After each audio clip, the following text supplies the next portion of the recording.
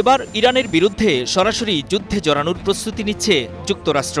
আন্তর্জাতিক গণমাধ্যমে চাউর হয়েছে এমন খবর। মার্কিন প্রেসিডেন্ট ডোনাল্ড ট্রাম্পও ইরানকে নিয়মিতই নানাভাবে হুমকি ধামকি দিচ্ছিলেন। হোয়াইট হাউস বলছে এই সংঘাতে যুক্তরাষ্ট্র জড়াবে কিনা আগামী 2 সপ্তাহের মধ্যে সিদ্ধান্ত নেবেন ট্রাম্প। হোয়াইট হাউসের প্রেস সেক্রেটারি ক্যারোলিন লিভিট জানিয়েছেন, মূলত আলোচনার সম্ভাবনা থাকায় হামলার সিদ্ধান্তের বিষয়ে 2 সপ্তাহের সময় নিচ্ছেন মার্কিন president. He will make a decision within 2 weeks. And so the president is always interested in a diplomatic solution to the problems and the global conflicts in this world.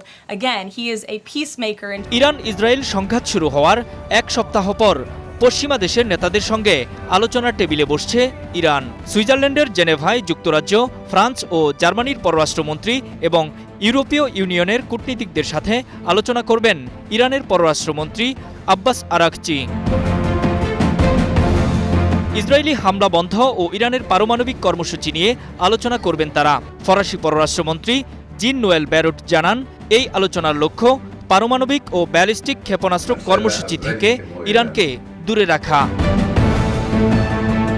চীন ও রাশিয়াও মনে করে আলোচনাই একমাত্র সমাধান। এজন্য ইরানের মিত্র এই 2 দেশের প্রেসিডেন্ট নিজেদের মধ্যে ফোনালাপে এখনই যুদ্ধবিরতির জন্য চাপ দেওয়াকে প্রধান কাজ বলে উল্লেখ করেছেন। চীনের প্রেসিডেন্ট শি জিনপিং এক বার্তায় বলেছেন, ইসরায়েলের উচিত যত দ্রুত সম্ভব শত্রুতা বন্ধ করা, যাতে পরিস্থিতি আরও খারাপ না হয়, যুদ্ধের বিস্তার যাতে এড়ানো যায়। একই সঙ্গে তিনি যুক্তরাষ্ট্রকে ইঙ্গিত করে দ্রুত সংঘাত বন্ধে উদ্যোগ নেওয়ার আহ্বান জানান। ইউরোপে আলোচনার টেবিলে বসার মাধ্যমে সংঘাত থামবে এমনটা আশা করা হলেও এখনও পরিস্থিতির কোনো উন্নতি নেই। ইরান ইসরায়েল দুপক্ষই কড়া জবাব দেওয়ার হুঁশিয়ারি দিচ্ছে। রাতভর হয়েছে হামলাও।